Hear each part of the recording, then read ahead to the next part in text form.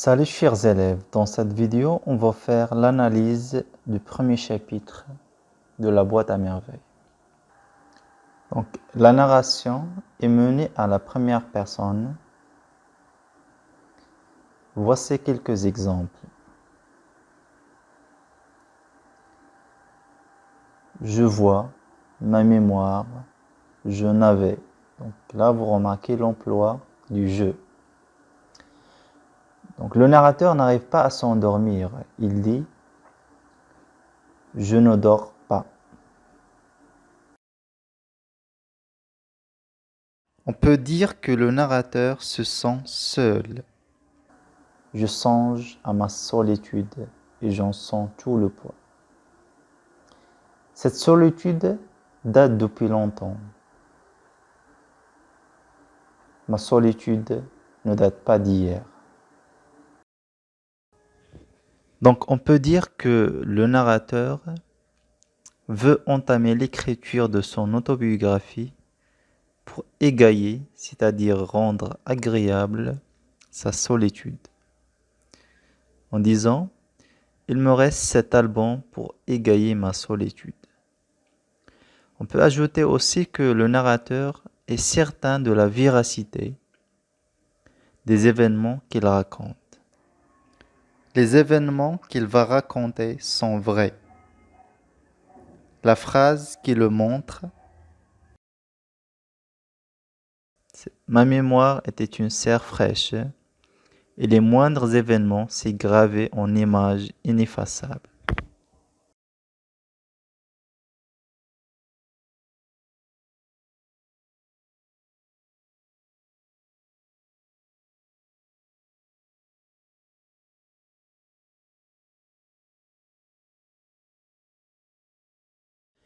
Passons maintenant à la description dans ce chapitre. Donc Sidi Mohammed, il décrit le rituel exercé par la voyante Kenza. Là, vous avez quelques exemples.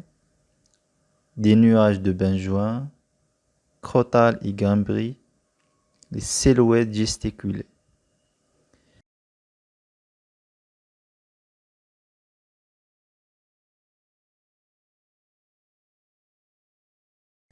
Ce rituel avait un impact sur l'enfant Sidi Mohammed. Les bruits de la nuit roulaient encore dans ma tête. Autour de moi rôdaient les genoux.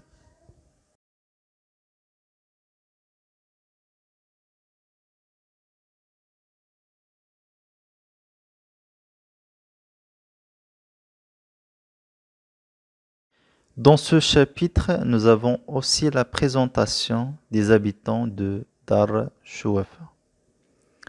Au rez-de-chaussée, donc les deux pièces étaient occupées par la Chouafa, donc c'est la principale locataire. Au premier étage habitaient Driss Lewed, sa femme Rahma et leur fille Zineb. Au deuxième étage, il est partagé entre la famille du narrateur et Fatma Bziouia.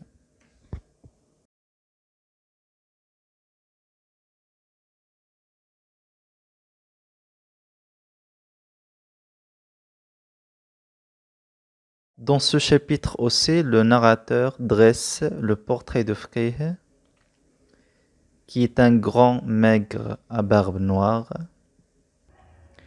Le Frey est sévère.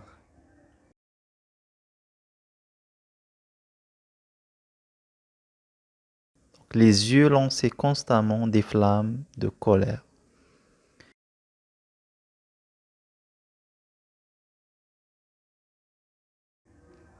Le Frey habite rue JF.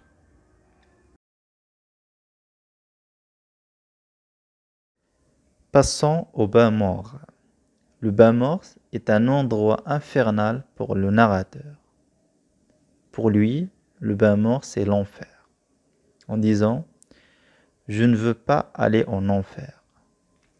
Mais heureusement pour le narrateur, les séances de bain mort étaient assez rares. Sidi Mohammed évoque les objets que contient sa boîte à merveilles.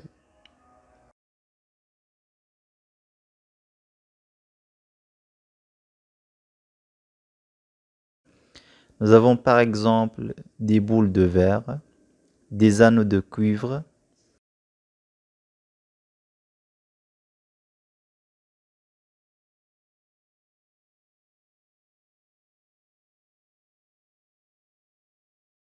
un minuscule cadenas et des encriers vides. À la fin de ce chapitre, nous avons une dispute entre Rahma et Lalla Zobida, la mère du narrateur. Et c'est à cause de la lessive.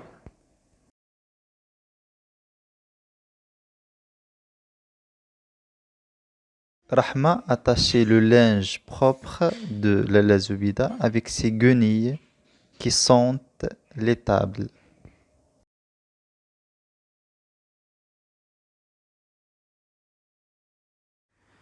Passons maintenant à la conjugaison. Donc on voit au début du chapitre l'emploi des verbes au présent. On va voir des exemples. Je vois, je songe, je ne dors pas. Donc la valeur temporelle du présent, c'est le présent d'énonciation qui indique le moment de l'écriture.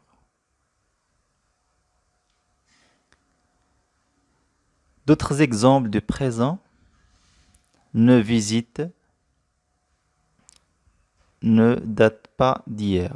Donc ce présent exprime une vérité générale, qu'on appelle le présent de vérité générale. Donc, pour ce qui est des figures de style, je vous cite quelques-unes. Commençons par cette phrase.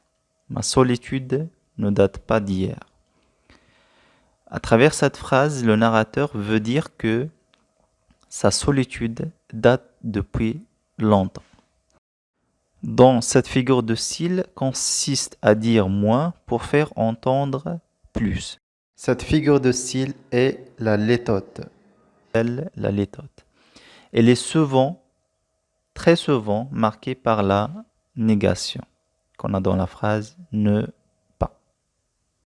Nous avons une autre phrase. Ma mémoire était une cire fraîche. Dans cette phrase, le narrateur compare sa mémoire à une cire qui est fraîche pour montrer que les événements qu'il va raconter ils sont vrais. Donc cette figure de style, c'est la métaphore. Donc il s'agit d'une comparaison sans employer l'outil de comparaison. Notre phrase, je me levais de bonne heure pour aller au Msid, école coranique située à 2 pas de la maison. Donc le groupe école coranique désigne le Msid. Donc cette figure de style consiste à exprimer par un groupe de mots une notion qu'un seul mot pourrait désigner. Cette figure de style, on l'appelle la périphrase. Une autre phrase, elle me sortit de seau, me jeta dans un coin comme un paquet. Dans cette phrase, le narrateur est comparé à un paquet. Donc nous avons le me qui désigne le narrateur, c'est le comparé.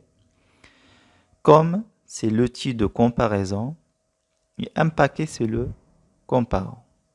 Bien sûr, cette figure de style, c'est la comparaison.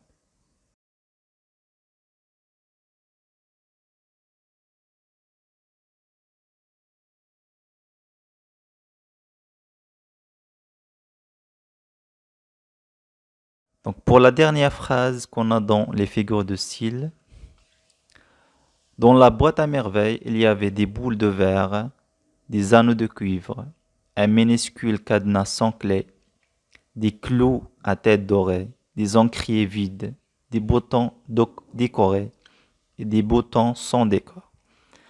Dans cette phrase, il y a juxtaposition des objets que contient la boîte à merveilles.